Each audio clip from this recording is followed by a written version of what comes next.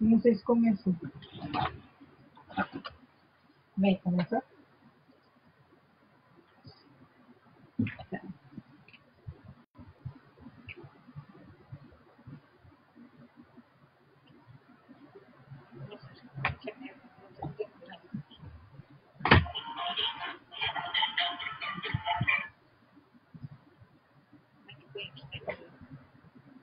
Ah, foi.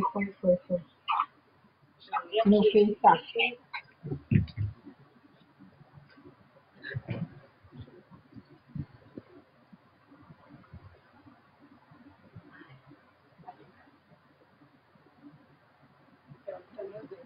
Foi já.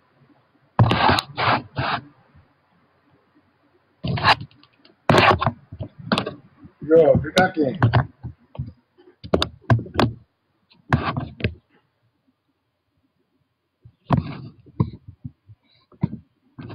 Jô. Pronto? Tá ao vivo. Você não vai fazer uma apresentação? Não, acho que não foi. Bom.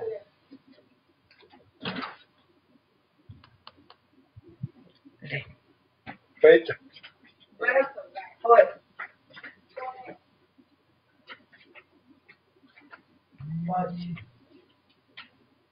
Camaradas, companheiros, democratas. Nós vamos fazer uma pequena recordação do dia 31 de março de 64. Mas antes eu gostaria de, primeiro, rapidamente lembrar que ontem morreu o camarada Manolis Glessos, herói da resistência grega. As tropas alemãs tinham colocado a bandeira nazista na Acrópole.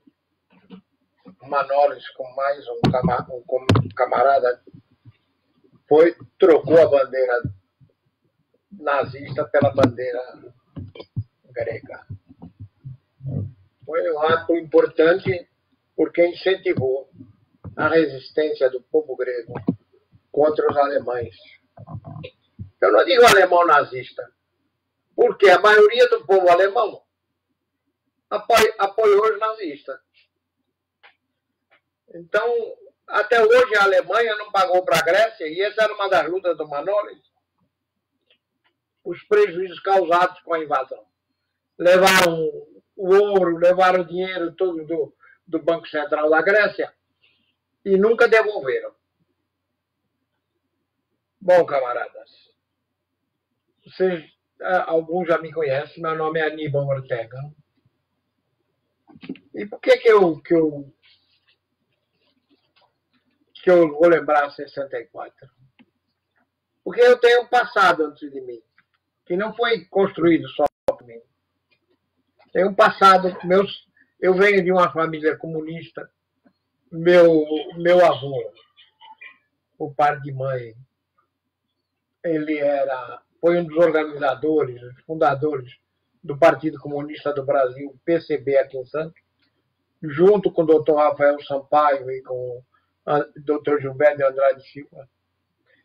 A minha avó, segundo o militante da base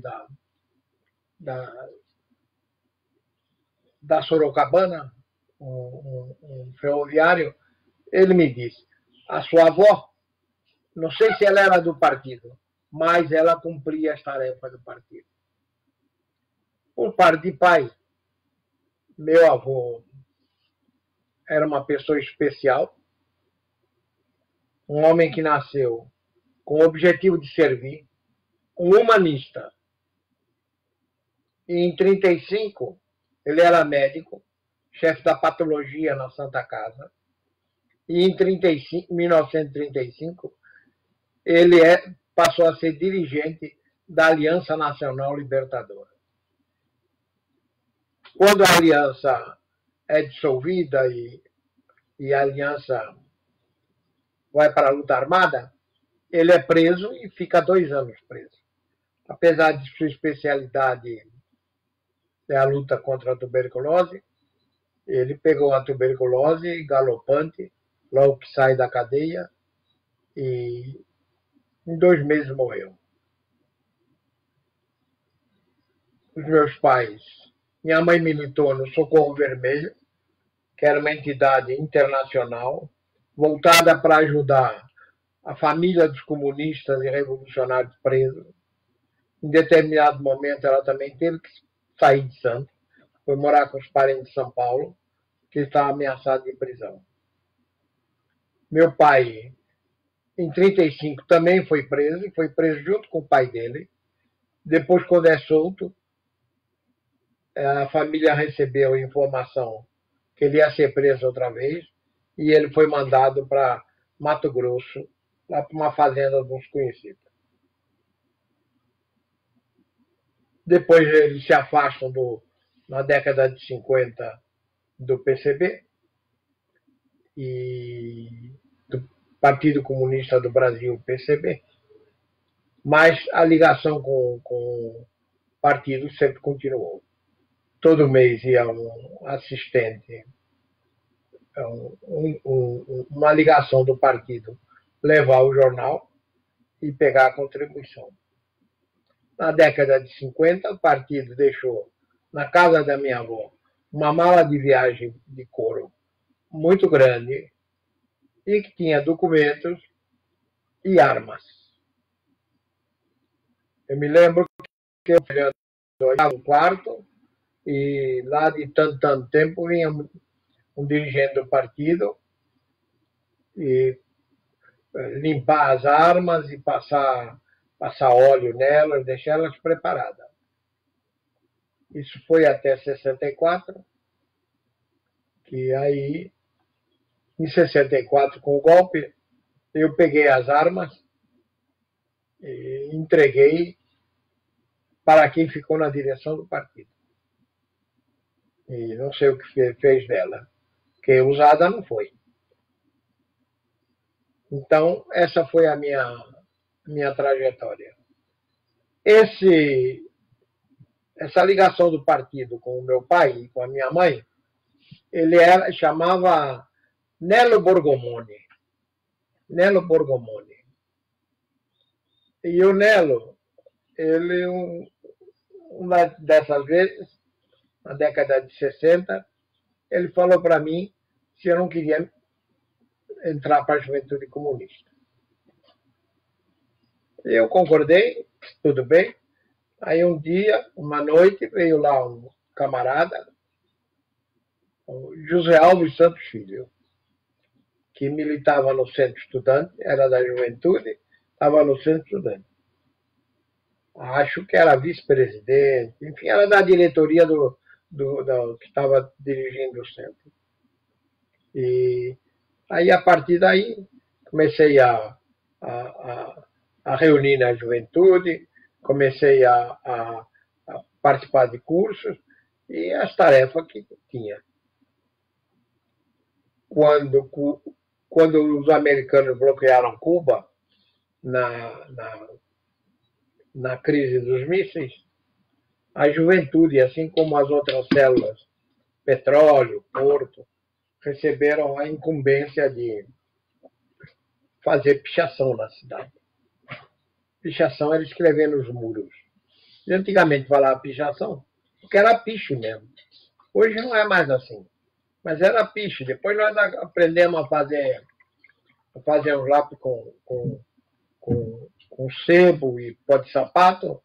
A gente aprendia isso, para não precisar pegar com ninguém. E aí fomos fazer a pichação e foi todo mundo preso. Tanto a célula do petróleo como a célula comunista. Esta foi a primeira prisão e, coincidentemente, foi uma prisão ligada a Cuba.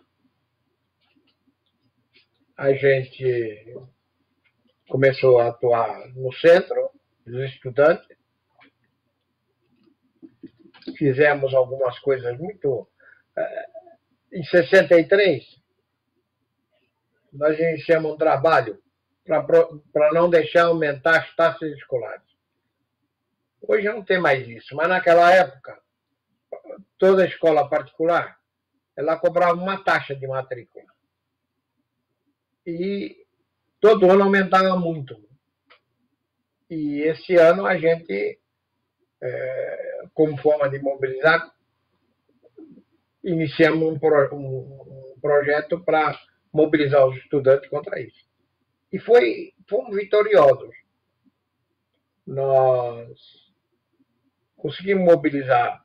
Nós tínhamos jovens comunistas, mas mobilizamos gente que não era comunista, do Colégio Independência, José Bonifácio, até do Colégio São José, vieram as meninas. E diversas escolas particulares. Me lembro que marcamos um protesto e o centro, no carnaval, ele montava uma banda que participava do carnaval. Então tinha lá uma carretinha e eu sugeri que nós pegássemos essa carreta e colocássemos a aparelhagem de som e fôssemos em frente das escolas para convidar os estudantes a sair. E foi isso que foi feito. Aí começamos pela Independência, que era aqui na Conselheiro Nébia, depois é Bonifácio, depois passamos no Tarquínio, depois passamos no Liceu São Paulo. Me lembro do Liceu São Paulo, porque um fascista, ele não queria deixar ninguém sair. Aí ficou na porta onde os alunos saíam. Abriu a porta, mas ficou ali, tipo uma Gestapo.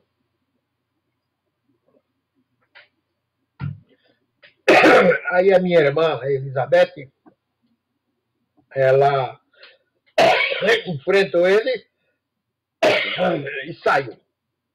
À medida, como ela saiu, foi a primeira a sair, os outros alunos foram todos atrás. Aí ali já era perto do centro estudante, aí fomos encaminhada até o centro centenas de estudantes de diversas escolas. E conseguimos mobilizar muita gente. Foi um sucesso a atividade nossa. Fizemos uma outra atividade no centro contra o aumento da passagem de bonde. Aí, entre outros protestos, a gente fez um dia, em frente ao centro, ali na costa, pusemos uma mesa no trilho e dois camaradas jogando xadrez. Um era o Valtinho, Walter Kraus, e outro Tomé. Coincidentemente, eram meninos maravilhosos, inteligentes, capazes, cultos, verdadeiros comunistas. E assim iam protestando e acumulando força. Como todas as organizações populares estavam fazendo.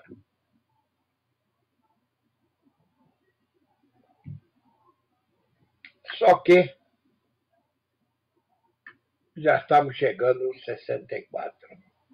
Já estamos chegando em março. E a gente falava para os dirigentes do PCB: olha, os caras vão dar um golpe. Não vai dar, não. Se der, tem o dispositivo militar do Jango lá. Quer dizer, era um partido que naquele momento não tinha nenhuma postura revolucionária. Em vez de ele acreditar na classe operária, educar a sua militância, educar a classe operária para reagir ao golpe, isso não foi feito. Acreditou num aliado. E vocês veem, foram expulsos das Forças Armadas, depois do golpe, 6.500 oficiais e sargentos. Isso era um embrião de um exército revolucionário. Mas não se acreditou no poderio da classe operária e dos nossos militantes das Forças Armadas. E aí veio o golpe no dia 31. Nessa época estava sendo feita aqui em Santos o Congresso Estudantil Operário Camponês. E nós estávamos, do centro, nós estávamos participando dos operários, e tinha os camaradas do Vale do Ribeira, Itanhaém, Pedro Toledo, camaradas que trabalhavam com a plantação e o corte da banana, e outras atividades camponesas lá. Mas veio o golpe e foi tudo por água abaixo. Nós, no centro, esse congresso estava sendo feito no sindicato da administração portuária, e aí ficou todo mundo perdido, e nós ficamos junto, um camarada do sindicato ficou com a gente. Aí pegou uma perua do sindicato. Ficamos com a perua uns 10, 15 dias. Uma caminhonete. O camarada, o nome dele já morreu, era o Cavalcante. Que aí facilitou muito o contato para a gente contatar a militância. E aí, no dia 31, nós fomos para o centro estudante, e aquilo estava cheio, estava lotado. Os militantes do partido, outros jovens democratas, jovens do movimento socialista estudantil, que eram aliados nossos. E era aquele desespero. Ouvindo rádio, as tropas do Mourão estão vindo, aquela esperança dos fuzileiros navais do Aragão, a aeronáutica ia bombardear, mas não aconteceu nada. E nós ficamos lá até tarde, sem orientação nenhuma do partido. Aí depois, eram umas 10, 11 horas, fomos embora, esperando o dia seguinte a gente reunir. Eu fui até o Gonzaga para tomar um chopinha. Lá encontrei o Morrice. Aí lembrei que tinha que pegar uns documentos lá no centro. Aí era 1h da manhã, o Morrice voltou e eu vim com ele. O Morrice morava ali na costa. Aí quando a gente está chegando no centro, já deu para ver a movimentação. O exército já tinha tomado o centro. Já tinham tomado, já não pude pegar mais documento nenhum. Mas a juventude se manteve organizada. Só um camarada nosso da juventude é que foi preso. As outras, a repressão era pressões sobre a gente nas escolas, mas não tinha assim nada de polícia. Os órgãos de repressão não se preocuparam com a gente. A grande preocupação deles era com a classe operária e com os dirigentes operários. Tanto que vocês veem que logo trouxeram o navio Raul Soares e ali foram presos dirigentes sindicais comunistas e não comunistas, democratas, lutadores. Bastava o sujeito reivindicar alguma coisa para sua categoria, que já era considerado um comunista. Então, foi isso. Pai, o Luizinho perguntou como é que foi recebido o golpe pela população de Santos na época. Que Luizinho? O Luizinho. Bom, o contato que a gente tinha era mais com o pessoal de esquerda e os comunistas. Pela população, assim.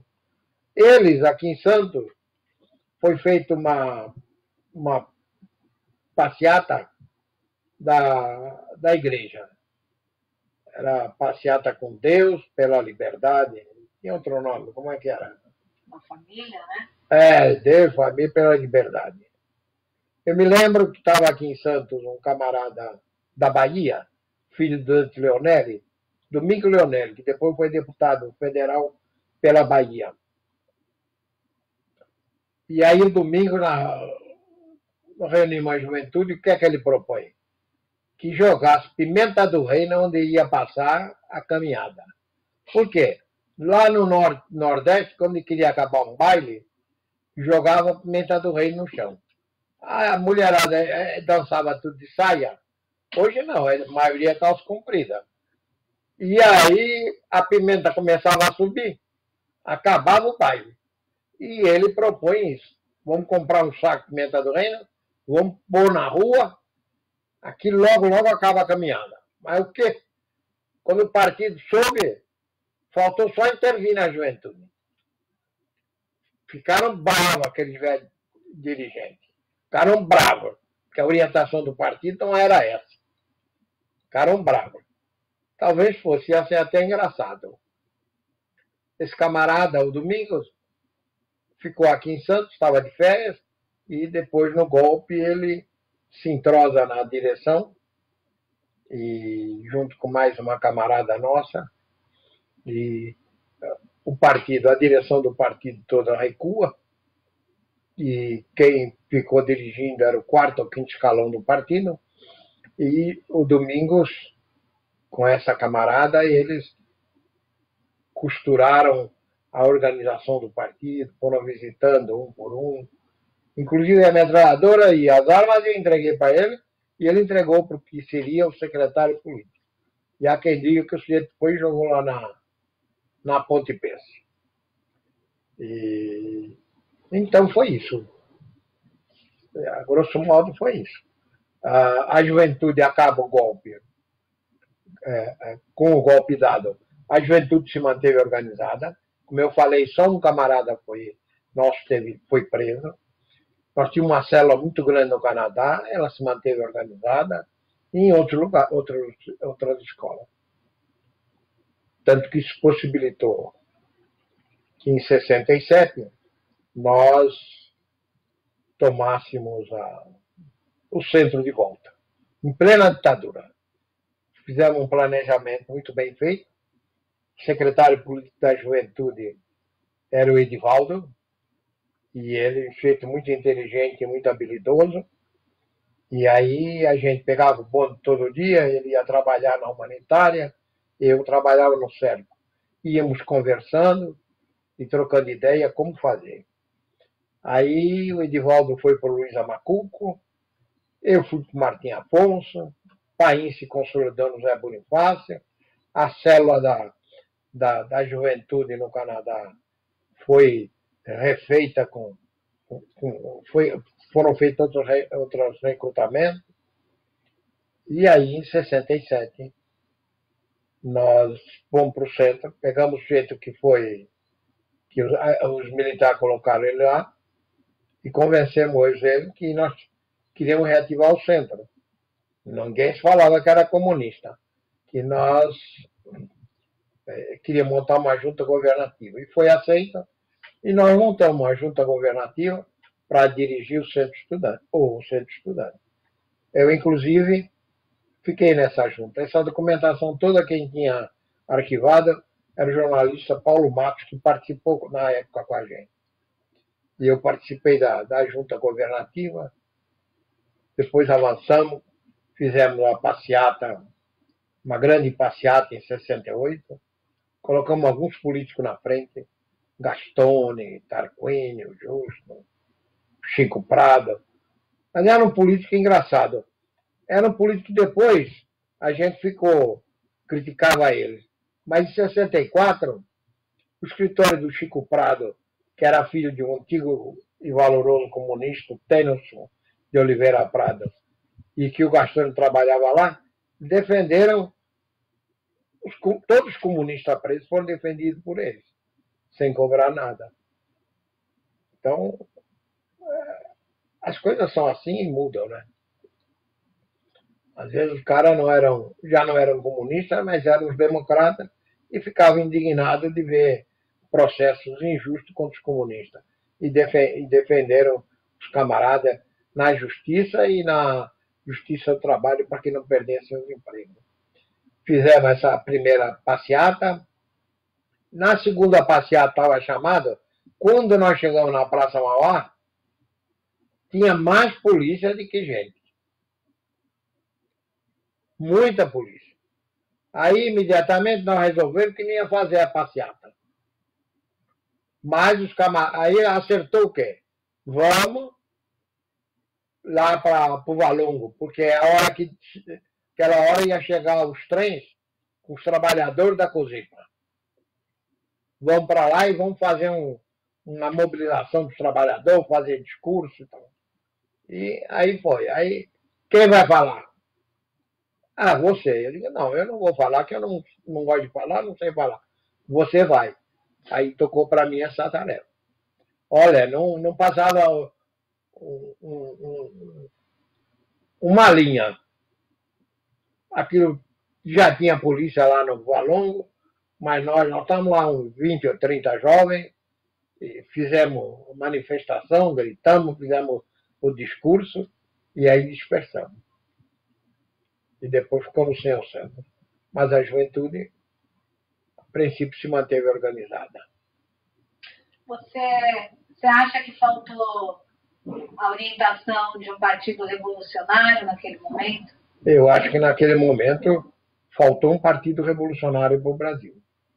A classe operária, a militância comunista, tanto nas Forças Armadas como fora, tinha que ser educado para a resistência. Os nossos oficiais na aeronáutica que comandavam base militar, tinha avião, eles não precisavam, se fossem bem educados revolucionariamente, não precisava vir a ordem do ministro da guerra, ou do presidente, ou do partido. Eles tinham que pegar os aviões e já ir bombardeando as tropas inimigas, sem esperar nada. Assim foi feito, por exemplo, como a história, quem lê a Revolução Espanhola, a Guerra Civil, sabe disso. O povo, as forças de esquerda, não esperaram a direção mandar. Quando o Franco se levanta na Galícia, imediatamente a massa, até sem arma, cercaram os quartéis em Madrid e depois foram chegando armas. Mas no primeiro momento, não, enfrentaram as Forças Armadas com pau, com pedra, com foice, com facão. E aqui não. E o pior é que não, até hoje a esquerda, e na época era Partido Comunista do Brasil, PCB, até hoje não foi feita uma autocrítica sobre isso. Então nós não temos como servir que isso não acaba servindo de experiência para lutas futuras. Para nós, porque a gente está vendo na América Latina que não se aprendeu com isso. No Chile do Allende, enquanto o MIR, que era o Movimento de Esquerda Revolucionária, tentou invadir uma garagem, estavam os caminhões, que a direita impediu os caminhões de circular no Chile para levar fome à população de revoltar, o próprio exército, Forças Armadas do governo, que era um governo de esquerda, reprimiram eles. Quando a esquerda lá também tinha que ser armada. Quando o Fidel dá a metralhadora para o Allende, acho que aí era um recado para ele. Você precisa armar o teu povo. E agora, nós vimos o Evo Morales. Os camaradas da etnia deles, os índios e de todas as outras etnias, e mesmo os brancos revolucionários, não se preparou esse pessoal para a resistência. A ilusão de classe continua campeando por aí. Então, que isso tudo será de lição para nós. Diferente da Venezuela, né? Diferente da Venezuela. Que a primeira coisa que o governo fez na Venezuela foi armar o povo. Hoje você tem uma milícia na Venezuela que tem mais de 1 milhão de homens e mulheres. E é o que tem que ser feito. É como em Cuba. Em Cuba, quando os americanos e os contra-revolucionários invadiram a Baía dos Porcos, a primeira resistência não foi o exército regular.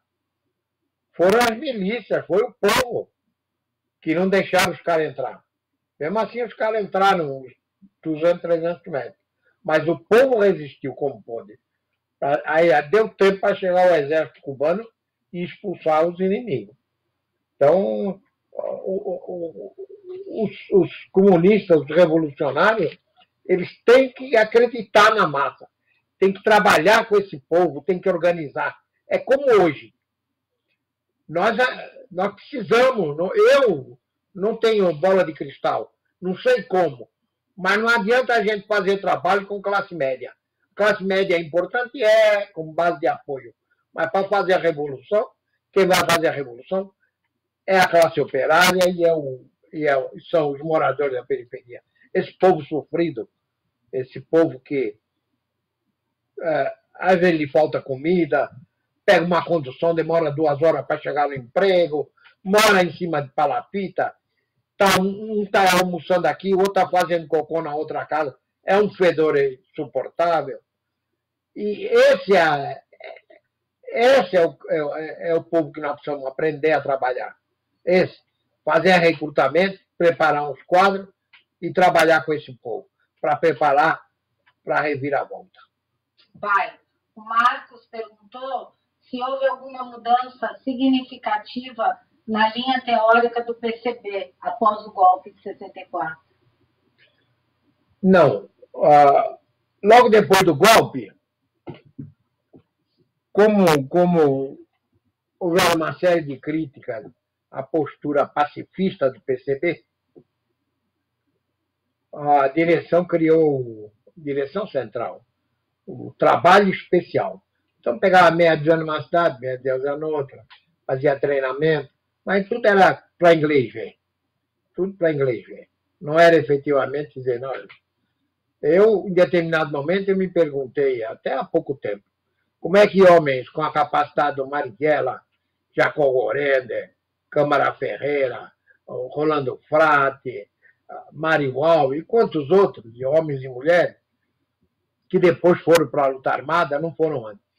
Aí eu li num documento que já antes do golpe, o Marighella já nem estava conversando com o Brizola, que o Brizola não era uma liderança comunista, mas era um sujeito aguerrido, nacionalista, que estava para a luta. Estava organizando os grupos de 11, que com esse grupo de 11 você podia impor a resistência. Mas até isso, toda a esquerda metia o pau no Brizola. Toda. E depois ele provou que... Mas tanto que depois da redemocratização, quando teve a eleição no Rio de Janeiro, o Brizola sai, indica candidato Darcy Ribeiro. No outro lado do MDB, era o Gatinho Angorá, como é que é o nome dele? O Moreira Franco. PCB e PCdoB apoiaram o Moreira Franco. Apoiaram, participaram do governo, que até sobrou alguma coisa para a caixinha. Isso é uma vergonha. E até hoje não vi nada, ninguém fazer autocrítica. Ninguém fazer autocrítica. Nós temos que dar uma reviravolta nisso. Esses jovens do PCB que eu vejo hoje, eu fico maravilhado, mas fico com pena. Fico com pena. Eles merecia ter uma organização revolucionária nesse país, para que todo esse fogo revolucionário dessa juventude trabalhadora, estudante, fosse canalizado para isso, para a revolução. Não estou falando de pegar em arma, que hoje você não tem condições. Hoje não tem condições. Mas nós temos que nos preparar para a luta mais profunda. Eu estou falando tudo isso porque eu já estou com 75 anos. Vocês não podem, os mais novinhos, que é um perigo. Isso aí deve estar sendo gravado. Quantas pessoas estão de olho na gente? Mas é isso, camarada. É isso. Pai, o Berito perguntou se a falta de punição dos agentes da ditadura é responsável por haver gente que hoje defende retrocessos, exaltando o militarismo, a tortura e a violência. Eu acho que sim. Quando é feita a transição, diferente da Argentina, do Uruguai, do Chile, hoje o Videla está até hoje preso na Argentina. Aqui no Brasil, vocês têm noção o que era ser preso por esses caras? Uma mulher, um homem. Já, a primeira coisa, já te davam logo os tapas. Depois, tira a roupa. te penduravam, te empalavam. Mulher e homem, qualquer coisa eles faziam assim. E nós não conseguimos punir esses homens que fizeram isso. Não conseguiu. Eles estão por aí, hoje batem no peito e defendem a ditadura. Elogiam o ultra. E assim, esse vagabundo desse presidente nosso, eu não sei como é que um burro desse entrou na AMAN, Academia Militar. Provavelmente, ele morava no Vale do Ribeira. Ele deve ter sido um alcahueta contra o Lamarca. Deve ter ajudado o Exército a procurar o Lamarca no Vale do Ribeira. E aí os caras, algum general lá em agradecimento, botou ele na mão, porque depois que entra na mão, ou você sai com 10 ou sai com 0, mas você tem que sair. E assim. E esse vagabundo elogia o Ultra, elogia os outros militares todos. Pai, perguntaram se, na sua opinião, por que existem pessoas que passaram por tudo isso e mesmo assim defendem a ditadura e até pedem por ela de volta? Olha, a gente vai saber o íntimo das pessoas. Ou eram ou já tinham essa ideia e eram infiltrados, ou ficaram decepcionados, esperavam mais, e nós não tivemos capacidade de dar mais para eles. É isso. Você quer falar um pouco de hoje, do coronavírus? Hoje, eu com 75 anos, eu já vi muita coisa no Brasil, mas jamais pensei em ver um governo como esse. Nós tivemos o presidente, o Jânio Quadros, que era um outro doido que, de costume, aquilo era... Mulher não podia andar de biquíni. Um dia eu saí da praia sem camisa, aí os caras me pegaram, teve que voltar para a praia. Não podia andar sem camisa. Vai na padaria sem camisa, não podia. E eu era um rapazola. E depois veio o Collor, que era um otarado, um viciado. E agora tem esse sujeito. Agora, eu acho o seguinte. Esse sujeito dá a impressão, isso na minha opinião, ele é só a ponta do iceberg. Ele tem atrás dele gente que sabe mais que ele. E que vai orientando ele como fazer. Tá certo que ele, às vezes, mete os pés pelas mãos. Mas que ele e os filhos têm vontade de dar um golpe, é evidente. É evidente.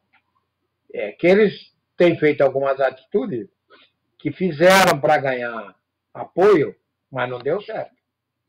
Não deu certo. Estou aqui confinado, estou preocupado com a associação. Nós estamos sem fazer atividade nenhuma, a não ser essas pela internet. A associação tem R$6.000 por mês para pagar. Hoje eu fiquei até emocionado. Quase chorei quando a Gabriela me falou que o camarada Barral depositou R$600 na conta da associação para ajudar a pagar a despesa. Que maravilha! Que exemplo que esse homem deu. E é isso que nós precisamos. Nós temos que transformar a casa. Hoje ela é uma casa de resistência democrática. Nós precisamos avançar para transformar essa casa em resistência revolucionária. Curso de formação, todo tipo de formação. Preparar os nossos jovens, nossos velhos para a luta. Se nós perdermos a casa, é uma trincheira em Santos que vai ser perdida. E eu gostaria, eu faço um apelo para os camaradas, para os nossos amigos, para seguir o exemplo do Barral. Quem puder depositar, se não pode depositar 600, deposita 500, 200, 300, 100, 30, 50, o que for. Cada um sabe onde ele aperta o sapato. Então, a Gabriela vai passar o número da conta. Aí? A Gabriela está passando o número da conta e o banco e fazer um apelo para todos os nossos camaradas. Nossa casa, todo mundo sabe, é uma casa aberta, uma casa de toda a esquerda. Todas as organizações de esquerda ali participam. Quem não participa mais é porque não vê ali futuro para ele. Mas nós temos que participar, nós temos que avançar e avançar unidos. Avançar unidos. Só unidos, só com união, nós vamos derrotar essa reação. Só isso. E preparar esse povo para ir para a rua. É o seguinte, quando não der para preparar o povo, se nós conseguimos juntar 100 comunistas, 100 democratas, vamos para a rua. Com pouco, vamos servindo de exemplo para esses nossos camaradas. Um abraço. Não. Peraí, tem umas perguntas. O Marcos perguntou se o senhor acha, o Marcos do Petroleiro, se o tema da Revolução Brasileira tem voltado à tona. No pré-64 era algo bem presente na esquerda, mas depois foi esterilizado com o golpe, e também mesmo com a pseudo-democratização. Eu acho que sim. Acho que os homens sérios desse país, os revolucionários sérios desse país, estão preocupados com o nosso futuro, preocupados com essa juventude, com essas crianças da periferia, com esses nossos jovens sem perspectiva. Eles estão pensando na Revolução Brasileira.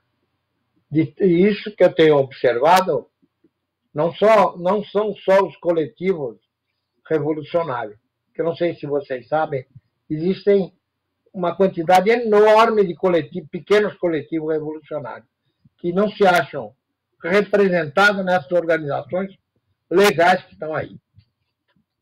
Não só revolucionário organizado em pequenos coletivos, mas mesmo de outros partidos legais, estão se preocupando com a Revolução Brasileira. Eu vejo isso com muita esperança e muita perspectiva de luta com esse camarada. Pai, e a Raquel perguntou como a esquerda fará para que o fora Bolsonaro não seja novamente cooptado pela direita, como aconteceu em 2013. Eu acho que o fora Bolsonaro, se sair Bolsonaro, vem o Mourão. Qual é a diferença que existe entre eles? Só que um fala umas indecências e o outro não, é mais polido. Mas o governo dele, você vê o seguinte, o Estadão, a Folha, a Globo, esculacha o Bolsonaro enquanto homem. Mas o governo dele no total não. Porque a política econômica do Guedes satisfaz a burguesia toda. Então, acho que essa luta fora Bolsonaro, primeiro, nós tem que ser fora tudo. Como diziam os argentinos, que se vaiam todos. Mas nós precisamos ver se incorporamos outras pessoas. O gente da periferia, trabalhador. Vamos. Isso tudo é como subir uma escada. Vamos com pequena luta para chegar na maior. E, pai, o Luizinho perguntou se a fala do Mourão de hoje dá a entender que é um momento propício para os militares assumirem o poder. O Mourão hoje elogiou o golpe. Sim, todos esses militares que estão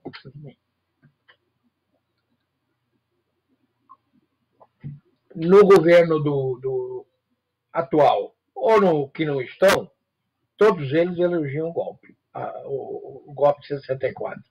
Todos eles. Porque ninguém foi punido, nós não conseguimos mostrar para a população o que é que eles fizeram, não conseguimos achar o corpo daqueles jovens que foram massacrados, foram presos vivos e foram massacrados no Araguaia.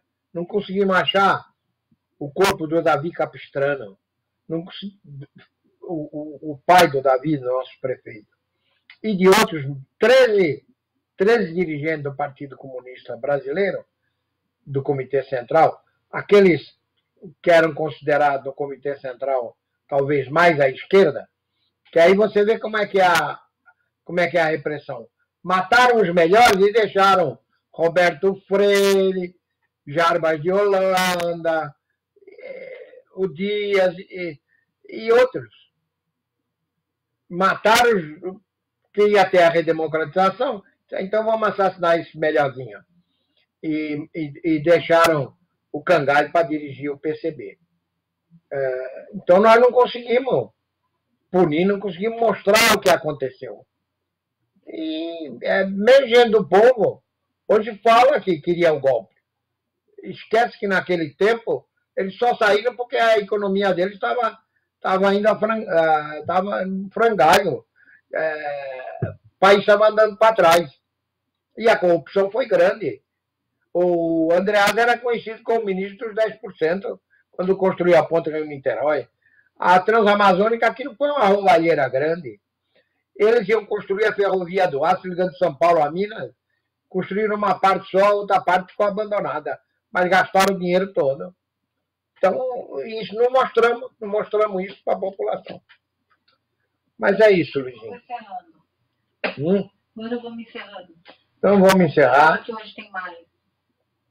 Às 19 horas? É. Bom, hoje às 19 horas tem mais uma atividade dessa. E às 8h30, não esqueçam, 8h30, a hora do barulho contra a ditadura. Ditadura nunca mais. Cada um vai pegar uma lata. Eu gostaria, se tivesse gente, a gente reunir lá na Praça Independência. Nós temos que ir na boca do dragão. Ir lá, bater lata, bater panela, esculachar os caras.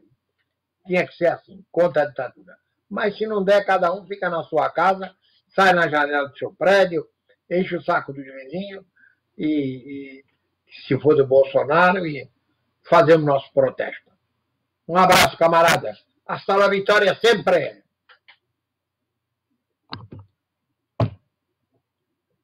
O que você achou?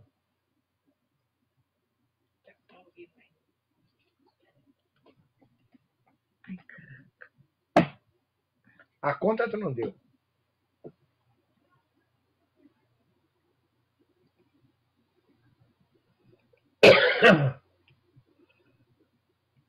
Colocou a conta?